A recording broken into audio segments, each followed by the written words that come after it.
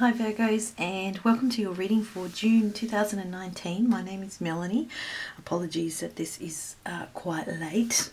This reading is for Virgo Sun, Moon, Rising signs. It's general reading, so of course it may or may not resonate. So I encourage you to just take what you like and leave the rest.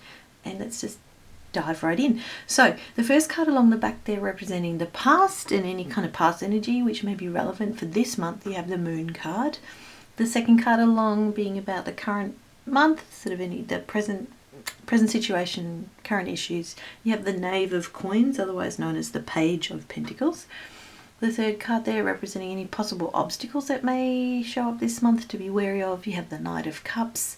The fourth card being about anything that useful tools that may be good this month. You have the Nine of Cups. And the final card there representing the outcome for this month for Virgos is the Six of Coins, otherwise known as the Six of Pentacles. And that card lying down there from a different deck that I use more like oracle cards, that card is called Gumnut Blossom, and that represents contentment. And I'll be reading about that card towards the end of the reading. So when I look at these cards, we start off with the Moon, which is a major arcana, and then all the other cards are minor arcana. I noticed that, see that you have the Knave of Coins holding one coin, and then at the last card along there you have 6 coins. So there's kind of going from 1 to 6. I thought that too with the Knight of Cups. That knight there is holding 1 cup, and then right next to it you have 9 cups. So I don't know, there seems to be some sort of growth or expansion or increase in something this month. Something more solid, something that you've wanted to happen or to come true, something that restores balance in some way. So anyway, we'll just keep that in mind. So if we start with the past energy, you guys have the Moon card, a really kind of mysterious card. So with the Moon, when the Moon is out in the night sky, it's night, and I know we can see it during the day, but typically we would associate the Moon with night and not being able to see things as clearly as we can in the daylight. There might be moonlight shining, but things are still shadowy, they're still dark, they're still hidden, there's still unknowns. Sometimes there's illusions and dreams and fears and anxieties that exist, at night under the silvery light of the moon. And also with the Moon card, we associate the unconscious with that, the hidden things, the things below the surface, the things that we cannot see, the things that we dream about, that we contemplate, the kind of fears that exist within us, deep within us, almost like these primal fears. And we have those creatures on these animals on the card there, wolves, a wolf and a dog, a domestic creature and a wild creature. And we have a lobster, coming up from the depths of the water, which can be quite a scary looking creature. So, this suggests you were dealing with something in the past that perhaps was hidden or unknown to you. Perhaps you were dealing with some unconscious fears, something that was almost quite animalistic and primal, that tapped into those kind of energies within you, and you were needing to use your intuition and your gut with something very deeply, something hidden from you, and having to sort of struggling to see things clearly in some way in your life, whether it could be anything, a work situation, a family situation, a relationship, something within you. Maybe you've been working on something therapeutically, maybe you've been doing some self-development, some processing of stuff, and you've been trying to increase your awareness, of your own behaviours, of your processes, and you have been working on those kind of hidden aspects of yourself in the subconscious, or these kind of primal elements of yourself. So quite profound in a way, I think. Maybe there was something that you encountered or have been working on that has sort of brought that you wanted to get in contact with, or that you've wanted to uncover. I think this card is sometimes is very much about uncovering something that's hidden, or wanting to, but maybe being a bit stuck in that because you still can't quite see things clearly, and you've kind of got to go by touch and feel and your senses and ultimately your intuition about something. So yeah, I wonder if something in your past you've been working on in some way to get you to access these parts of yourself, or you've had to in some way trust yourself more, or search for answers in some way. Maybe you have been searching for answers because things haven't seemed real in some way. Moving on to the second card, being about this month. Current issues, current situation. You have the Knave of Coins, otherwise known as the Page of Pentacles. So Pentacles, grounded earthy energy, you know, stability, security, finances, houses, jobs, buildings, you know, earth. I think a lot more solid energy than certainly the moon, which had such vague, elusive, mysterious kind of energy. Page or a knave is young, you know, very young, youthful energy. Pages and knaves typically bring messages of some sort. They are adventurous. They have this adventurous energy. They're very sort of, you know, young and bright and excited to go out into the world and encounter new things, learn new things. This card is about typically about learning something new, maybe a new job as coming in or coming up for you guys, or some sort of financial opportunity, or some opportunity to study, to reflect on, to learn something new this month. Sometimes this card is associated with boredom, you know, really not enjoying what you're studying or enjoying what you're working on much. But this card can very much also be about getting some good news in some way about those kind of practical matters in our lives, whether that is work or finances or some sort of support that you've been wanting to get, and it's being offered to you this month. It looks like have been working hard on something, which does make me wonder if with that moon card you've been working on something within inside yourself, and now it's kind of some opportunities are coming your way. Maybe you've been working on manifesting something, and it looks like in June some sort of practical stuff is coming in and being offered to you in some way that you have been reflecting on perhaps, or meditating about, or manifesting, and now there's this opportunity to apply yourself, whether that's study or a hobby or a work or a financial enterprise or something like that. So moving on to the third card there, representing what may be obstacles this month, and you have the Knight of Cups. So when I think of the Knight of Cups, I think of a knight in shining armour, right? Knights are a bit more of a mature energy than the knave, than the page. Knights typically are, you know, fighters. They're adventurers, but they're dynamic and chivalrous, romantic. They create movement and change and revolutions. The Knight of Cups brings a cup which is full of love, full of, you know, romantic kind of idealism, and he's announcing that, he's offering that. Like I said, this knight in shining armor advancing forth. Typically, he's on a horse, kind of slow, steady movement, and he's only focused on one thing. He's focused on that cup. And he's offering something that may seem like a romantic, idealistic kind of dream, this bearer of good news, or an offer of some sort of something kind of, I don't know, loving and passionate.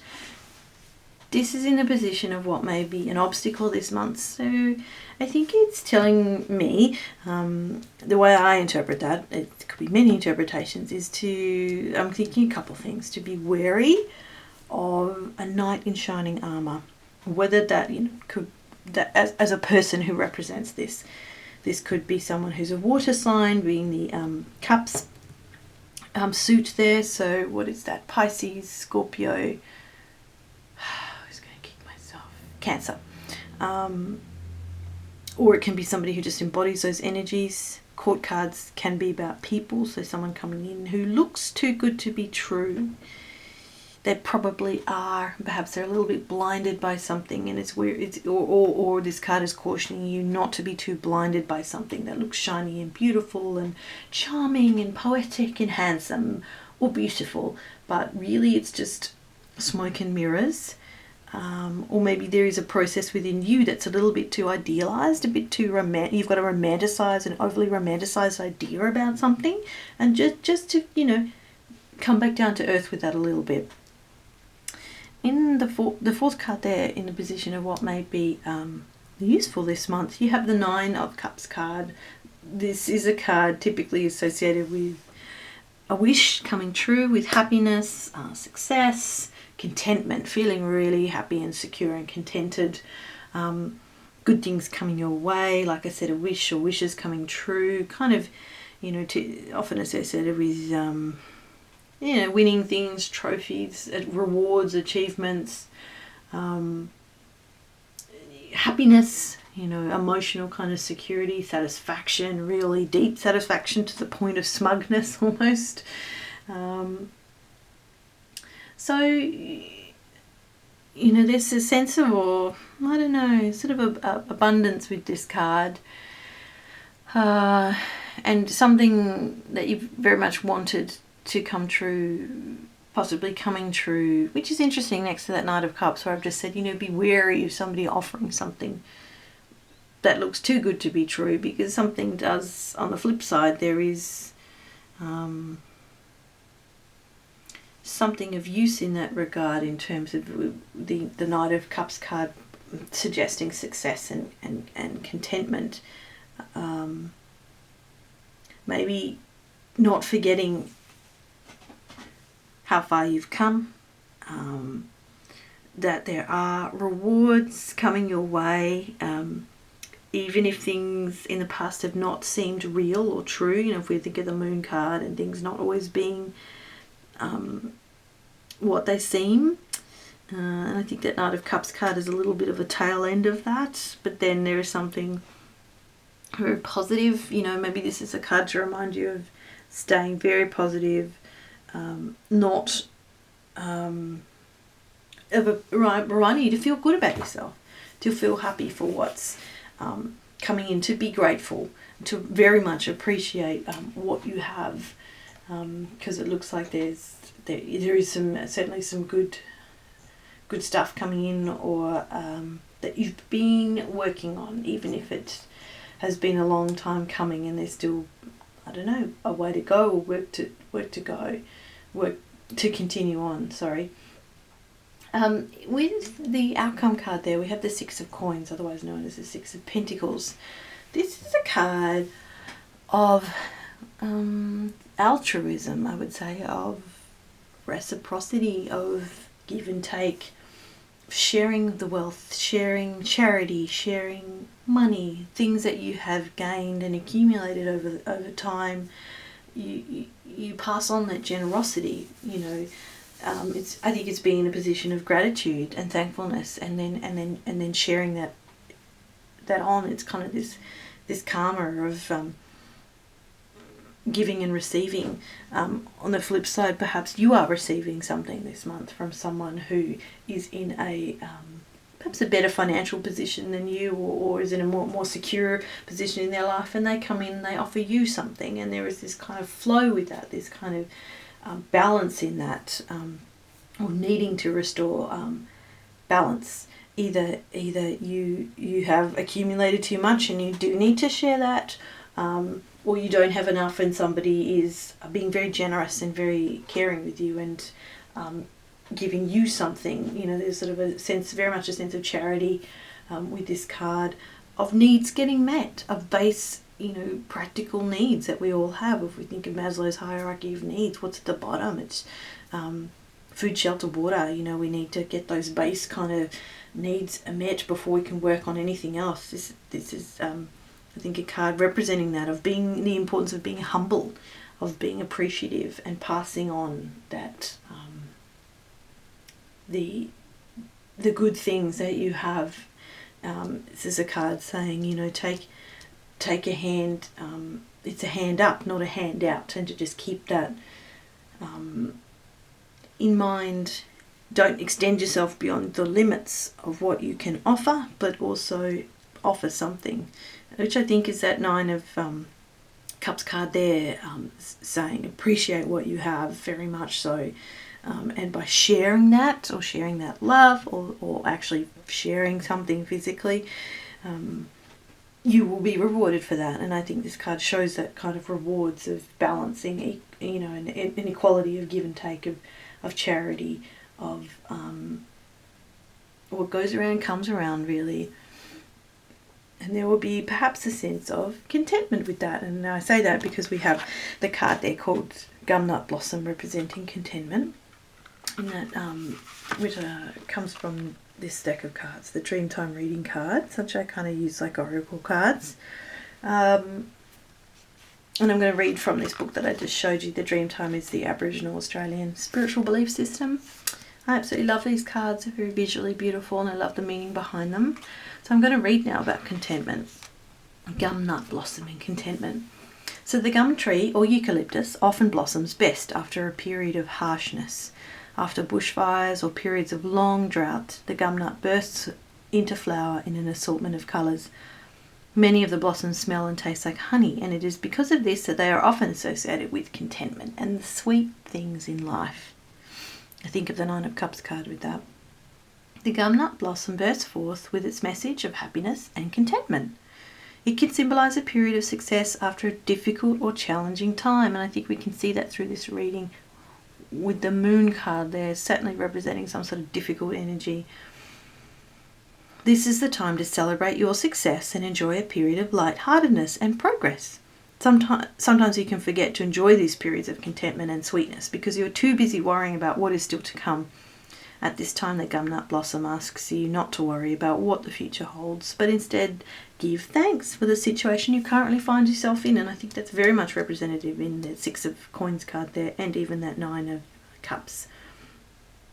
Giving thanks, being grateful, enjoying what you have now. Appreciate the people around you, smile and laugh, and share the sweetness of your harvest with those you love. The colour of the gumnut blossoms can give you insight into what areas you have made progress in. Obviously, that's if you live in Australia or live near eucalyptus trees and they happen to be blooming, because they're not currently blooming right now, being in winter. Oh, they could be. I don't think they're not deciduous. But anyway, the point is maybe take note of some flowers around you that you see, native flowers around you. Anyway. Thank you so much for Virgos for watching and listening to this reading. My apologies again that it's late. Hopefully I'll be more organised by the time July comes around. Thank you for giving this your time and attention. Bye.